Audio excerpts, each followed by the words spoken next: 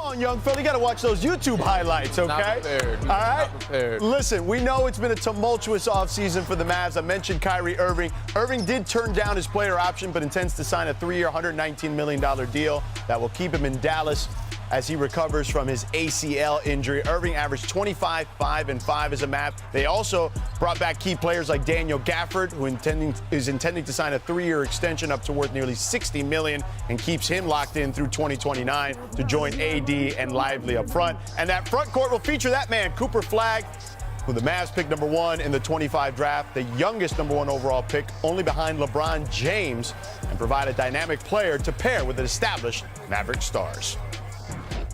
All right, now joining us from Atlanta, basketball analyst Andrea Carter and front office insider Bobby Marks. So we'll start with you, Danny, though. What are the expectations for the Mavs? I mean, they have to be a lot better this year than they were last year, right?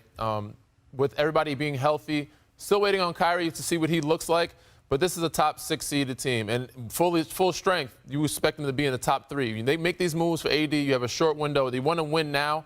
You got Cooper Flagg. You have some depth. You keep Daniel Gafford, Kyrie extension. You need a point guard or some depth at that position, but the expectations for this team, they got to at least make the Western Conference Finals if they're healthy, and if not, the finals. Wow, Western Conference Finals. That's the expectation, okay. Right? You traded for AD, you want to win now. You got to get the Western Conference Finals at least this year, and within the next 2 or 3 years, you have to be in the finals.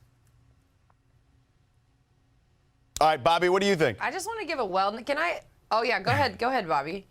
No, listen. Listen. When we're going to show their roster here in a minute here.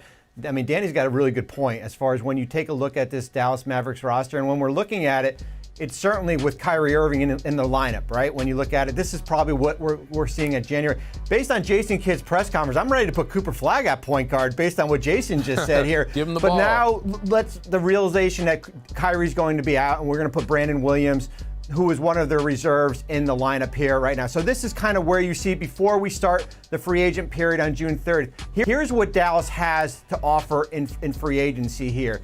They've got the $5.7 million tax mid-level exception to go out and find a temporary starter at point guard. Is that a player like D'Angelo Russell? Maybe even, would Chris Paul even come for that amount? They've got 12 players between below $20 million. They're comparable to how Indiana has built their roster with their depth. And then, of course, they've got 2 firsts to trade. So Dallas certainly has the assets in free agency to go out and get that point guard if they need. But it's going to be key to keep this team above water when Kyrie gets back from that injury.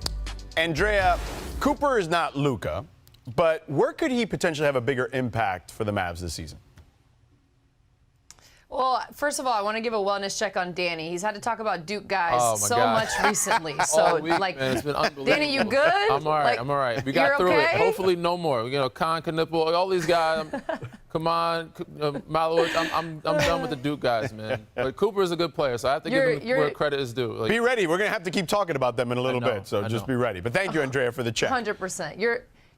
You're doing great, Danny. Just checking on you. And one area that Cooper Flagg will be great is on the defensive end. The defensive energy that he brings and the way that he can impact the game without scoring. The hustle plays, the blocks, the steals, the deflections, just being disruptive on the defensive end. He can hang his hat on that side of things while the offense comes around for him at the NBA level. Because defense is energy, it's effort, it's motor, it's instincts. He has all of those things. So there's an immediate spot for him to come and impact the game. What I love about what Cooper said, and I see this translating perfectly as he gets into the league, was how he said he leaned on the older guys. When he was at Duke, he leaned on Sion James, he leaned on Malik Brown, Mason Gillis, even some of the older guys that didn't log a lot of minutes. Cooper leaned on those guys to get into his groove at the college level. He'll do the same thing with the Dallas Mavericks. He'll lean on the veterans and find his groove. And remember, when he was in college, it wasn't until John Shire told him the team will be successful if you are more aggressive. Once Cooper realized the team would benefit from him being more aggressive, that's when he started being more aggressive. So I see that exact same translation happening for Cooper at the NBA level. I feel like it's going to be very seamless, starting with his defense first, and all the offense starts to come as he finds his flow. And then, yeah, when Kyrie Irving is back healthy, they're contenders, in my opinion, straight away.